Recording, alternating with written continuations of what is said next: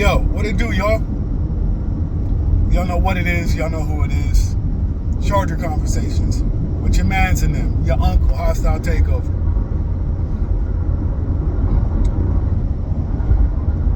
First, before we get into anything, I just want to take a minute to thank anybody and everybody that sent a kind word, sent up a prayer, positive vibes, good energy, whatever, to your uncle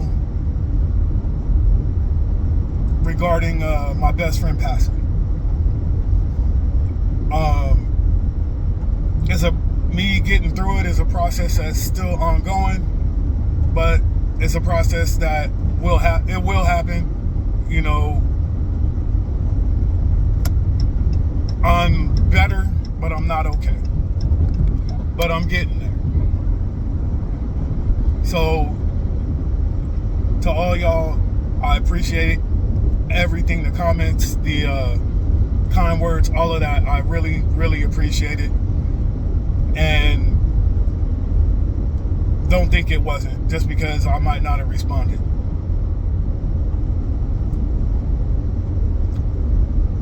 Alright, now that that's done, and the proper thanks has been given, what are we getting into? What are we talking about? Well, I came across an old Kevin Samuels clip where this guy was basically saying he was trying to become the best version of himself, blah, blah, blah. All good, right? But he was doing it to get a woman. Damn. That is the exact wrong goal. You do it because it needs to get done. You do it because it's necessary. It's part of life. It's an ongoing, never-ending part of life. You do it for the pride of accomplishment, for the confidence that goes along with putting in the work. Everything else, including women, is a byproduct. Matter of fact, especially women, is a byproduct. If you're doing it to get women, you're just going to end up simping and tricking the money off anyway. And we all know how I feel about simps.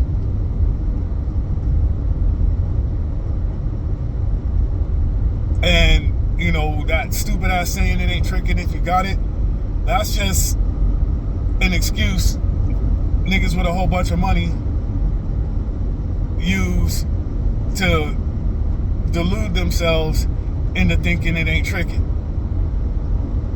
Yes, the fuck it is. So, if you're going to the gym, learning a new skill, you know, reaching for career advancement in the job you currently have, in the career job and career you currently have, whatever.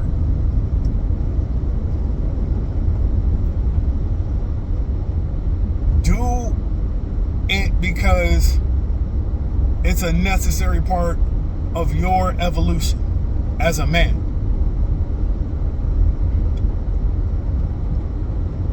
Because it is necessary. You know, I'm constantly trying to improve. Not for my wife, for me. My wife enjoying the fruits of that labor is a byproduct. You know, I also have to set an example of what a man should be and should be doing for my daughter.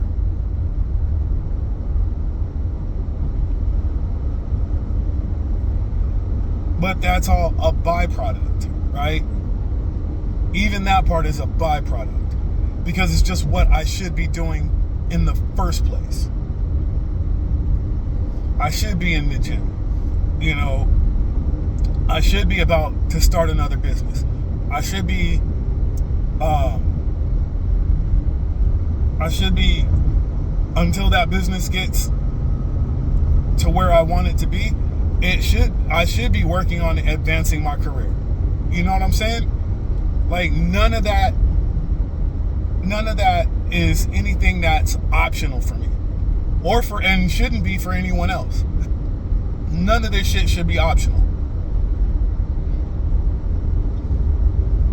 So, what are you really doing this shit for, then? If you're doing it for anything external, it's the wrong reason. And I say that not out of hate or malice. It's just the truth. You know what I'm saying? It's just the truth. There should be nothing external driving you to improve and become a better version of yourself. And I know that's a tagline and a hashtag, and it probably gets a little overused, but it's true. It's one of the truest things. It's one of the truest things, in life. You should always be striving to improve. You should always be trying to be better. You know what I mean? And that's why I can sit up here and talk to y'all, because I have the confidence to do it. And that confidence, the foundation for that confidence was laid when I was a kid playing sports. I put in the work. I got better. I became an all-star baseball player, a better than average football player, and a killer fucking comedian. And me saying I'm a killer comedian isn't something I made up or I say about myself. It's what people say about me after my show. Because I put in the work as an artist to make people laugh. I write, I go to open mics, I, edit, rewrite, all that. I even scrap shit. Most of the shit I write doesn't even make it to the stage. I write it out of practice. Just to, I write it for practice just to be in the habit of writing. And then my mind thinks differently, because now my mind gets into this, all right, we're going to make inadvertent jokes mode and say shit in regular conversation that ends up on stage. That's literally how a lot of my material gets thought of, because it's some shit that I said in a real regular conversation, and people were like, yo, that shit right there is fucking hysterical. So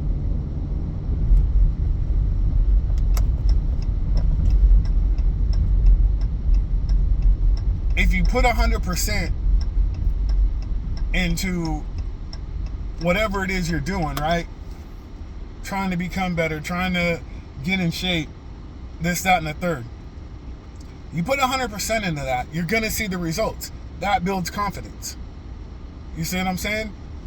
And if you slack off with it, you do it half-ass, you don't put your all into it, you're not going to see those results. And it builds bad habits. There's an old saying in sports, you play like you practice, and it's true. Nobody really bullshits in practice, then shows up for the game and does well. And if they do it, their sports careers don't last long. If you want to be the best, you have to work your ass off. Look at Jordan, look at Kobe. Jordan was a natural athlete, but he put in the work. Kobe actually wasn't the natural athlete that Jordan was. He had way smaller hands, couldn't jump as high, but he outworked Jordan. When Jordan was playing golf and, those times Jordan was playing golf, drinking, gambling, Kobe was in the fucking gym. Kobe was a fucking maniac. And that's how you gotta be. Eric Thomas, one of my favorite motivational speakers, said when you want to succeed, scratch that. He actually said when you need to succeed as much as you need to breathe air, then you'll be successful. And fuck, that's some deep shit. So if you're out to succeed, nothing external is going to drive you to that point. It has to be in you. But the lighting, my position relative to the sun has changed and the lighting's fucked up, so I'm gonna end this here. But hey, once again, thank you to everybody who, sent a positive thought my way. I really fucking appreciate that. You have no idea that how much good it did me for my friends, my family, even and perfect strangers who just saw my shit to say those nice things and offer condolences. One young lady even offered to talk. She was like, if you need to talk, I'm here. I'm like, holy shit, I don't know this lady. But special shout out to her. And as always, man, middle fingers up. Be safe, stay dangerous.